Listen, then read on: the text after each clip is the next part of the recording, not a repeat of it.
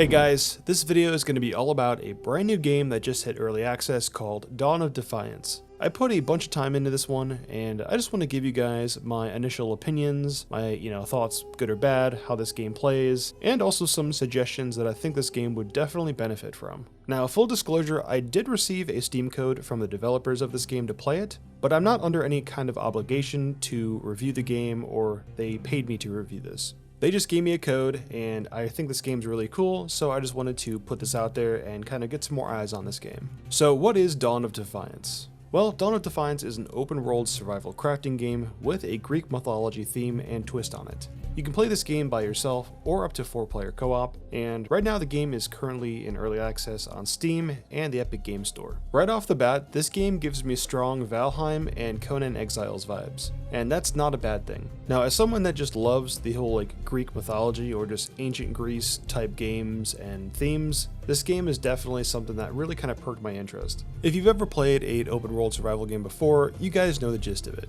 You drop down into the world, you've got nothing, and you basically have to just go out and start punching trees and collecting stones and rocks and stuff like that to craft your first items. And this game is not any different. Once you spawn in, the game does a really good job of kind of quickly getting you into the systems and learning all of the basic stuff. Now, I gotta say right off the bat, the game itself looks really pretty. I'm a really big fan of how the lighting works in this game, and then also I think the ocean and just the water in general looks really good. And it looks like they're kind of going down the Valheim route where the water actually has a little bit of physics to it, but I didn't play the game long enough to experience any weather effects or really bad or huge waves, if that's even something that's implemented in the game. But not all the graphics are really good in this game. We'll get to those later, but just look at the main character. This is creepy. He's just staring into your soul.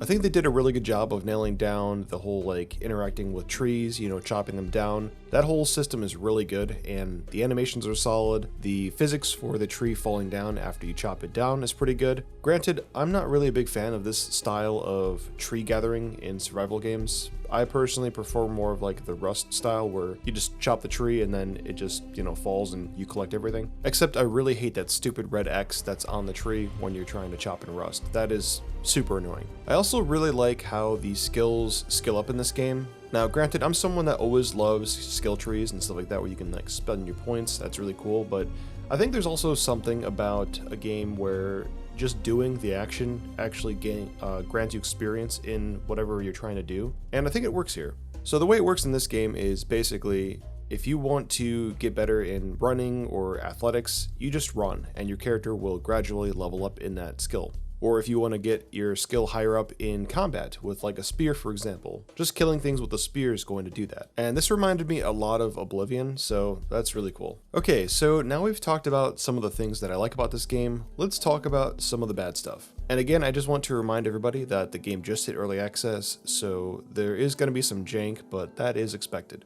The first thing that I wanted to talk about is the repairing items in this game. I feel like this whole system is just way too complex than it needs to be, and a really simple solution would just definitely make this so much better. So let's say you've got an axe and the axe breaks. You craft an item to repair the axe, and I think naturally everybody's first idea of how this would work is you left click the repair item, and then you either left click or right click on the broken item, and then it should repair the item, right?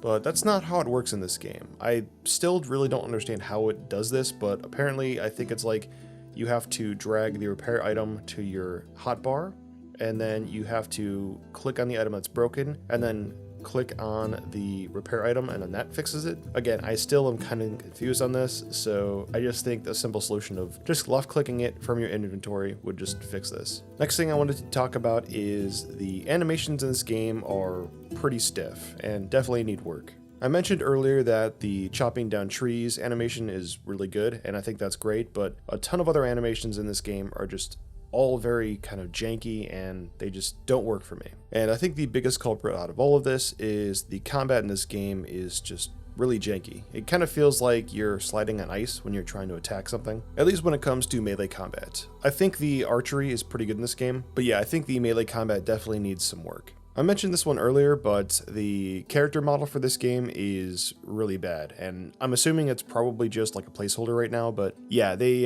definitely need to add some character customization to this game, because yeah, this dude's not working for me. It is really creepy. Next up, I wanted to talk about the building in this game.